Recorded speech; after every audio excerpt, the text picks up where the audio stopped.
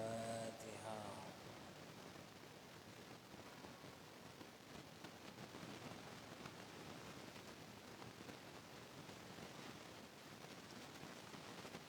بسم الله الرحمن الرحيم. قال المؤلف رحمه الله تعالى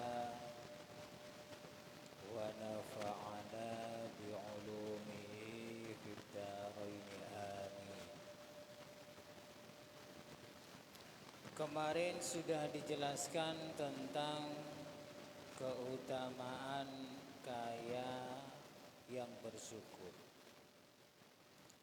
Sekarang pindah kepada bab lain, babu zikril mauti wa qasril amali.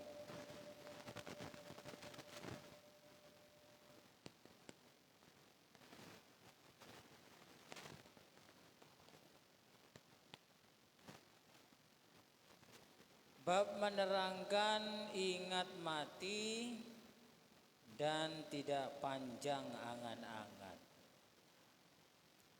Jadi kita ini disuruh ingat mati, sering-sering ingat mati biar ada banyak persiapan untuk bekal saat kita mati. Orang kalau mau ada hajatan, pasti acara hajatannya itu tanggal harinya itu sering-sering diingat. Hajatan khitan, hajatan nikah, pelet beteng ya, selapan dan lain sebagainya. Pasti sering diingat itu. Harinya, tanggalnya, jamnya. Tujuannya apa? Biar dari jauh-jauh, dari waktu yang lama itu sudah dipersiapkan kebutuhannya.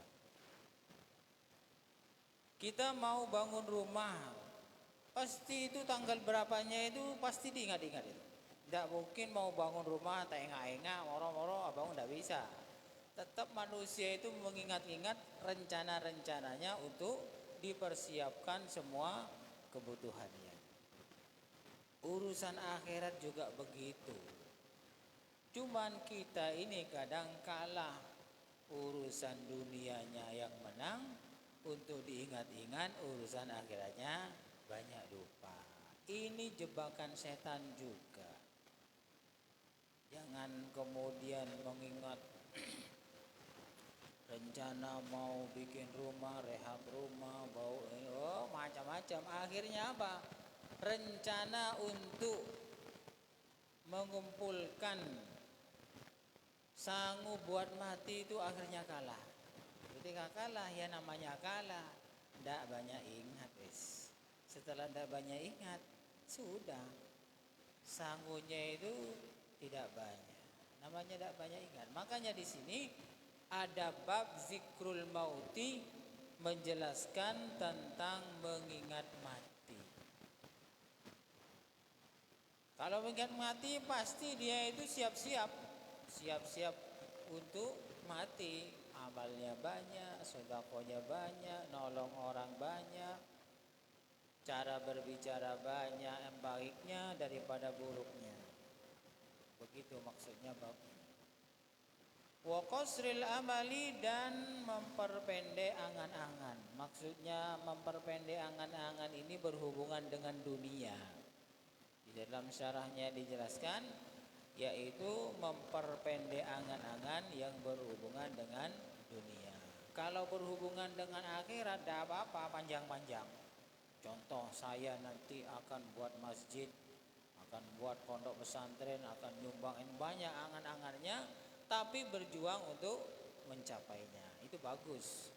Sebab kalau tidak ada, kalau angan-angan urusan akhirat itu juga dilarang, maka tidak ada ulama mengarang kitab. Mengarang kitab musannif, tidak ada itu. Buat apa?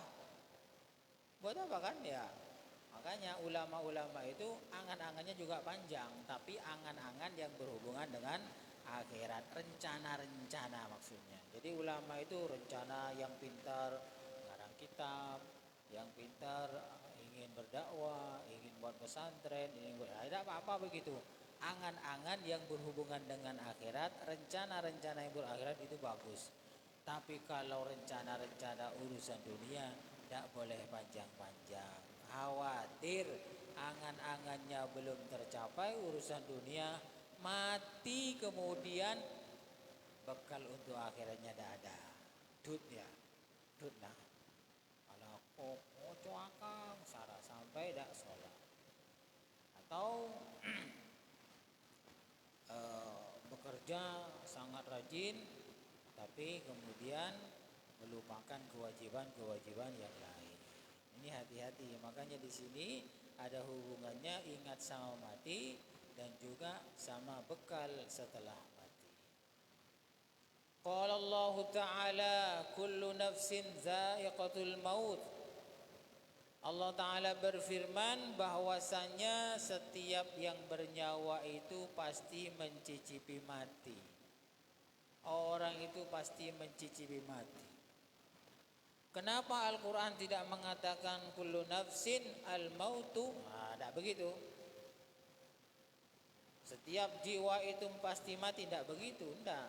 Mencicipi mati, arasain mati. Maradan odi oleh jajaguru arasain. Setelah dicabut nyawanya di dunia, hilang nyawanya, kemudian dimasukkan ke dalam kubur, nanti bangkit nyawanya ada lagi. Makanya di sini Al-Quran menjelaskan kullu nafsin dha'iqatul maut, karena apa? Setiap yang bernyawa itu mati.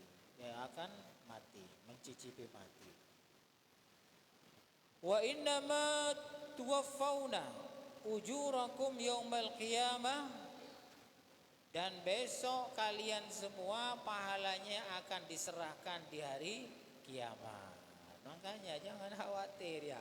Yang beramal soleh tidak usah kepo, ingin dilihat orang lain tidak usah. Orang lain itu tidak ada urusan itu sebenarnya. Mau tahu mau tidak terserah. Yang penting Allah Ta'ala berjanji di sini, pahalanya nanti akan aku berikan, serahkan nanti di akhirat. Nah, kalau beramalnya tidak ikhlas, apa yang mau diserahkan? Coba. Beramal riya karena manusia, berjamaah ingin dipuji cakang ke masjid, ingin dipuji sodakohnya banyak, ahli dermawan, ingin pokoknya pujian orang. Uang itu keinginannya ingin dipuji orang, kemudian di akhirat minta pahala. Pahala apa? Kan tidak ada. Di sini menurut Allah Ta'ala, pahala yang akan diberikan itu pahala yang amalnya itu ikhlas karena Allah Ta'ala. Kalau nanti nuntut, mana sedekah, pahala sedekah saya ya Allah? Jawab sama Allah, kamu dulu apa tujuannya bersedekah? Saya ikhlas karena panjenengan. Bohong kamu itu. Ada hadisnya begitu, bohong kamu. Kamu dulu itu bersedekah karena ingin dipuji oleh orang lain, disebut orang ahli sedekah, orang yang dermawan.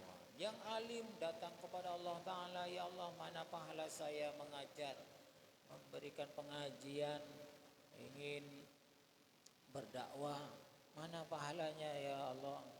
Apa kemarin tujuannya kamu berdakwah? Ikhlas karena panjenengan. Bohong kamu ya.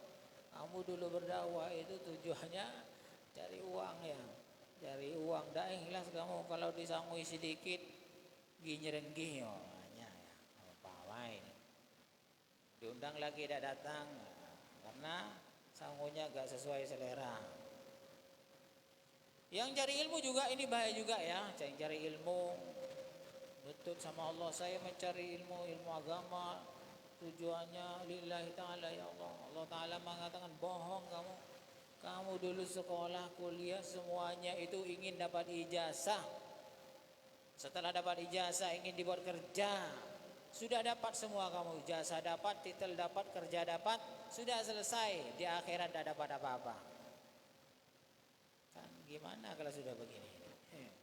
Makanya belajar kita itu ikhlas dalam apapun, baik belajar, ngaji, berdakwah, sekolah, niati lillahi ta'ala, menegakkan agama Allah Ta'ala. Biar tak kor-kor-koran nanti di akhirat baru keruan ada. Padahal mama ada yang ini. Tidak ada. Makanya Ustaz, para kiai itu selalu mengingatkan kita agar supaya ikhlas dalam beramal. Faman zuhzi'a 'anil nari wa udkhilal jannah faqad faz. Barang siapa yang dijauhkan oleh Allah dari neraka dan dimasukkan ke dalam surga, faqad faz, maka orang tersebut adalah orang-orang yang betul-betul beruntung. Nah, kita ini mau masuk di mana? Mau masuk di neraka apa di surga? Tinggal pilih. Kalau oleh Allah sudah dijauhkan dari neraka, dimasukkan surga, berarti dulu amal-amal solehnya di dunia itu adalah amal yang ikhlas. Orang Amerika mau nyerang Iran. Pertama mau mengirimkan pasukan 2.500. Cokocong. Dan 2.500 tentaranya Iran 600.000. Kemudian cadangannya 1 juta. Dikirimi pasukan tentara 2.500. Ya, mengantarkan nyawa kan begitu kata pengamat-pengamat. Akhirnya ditambah 7.000.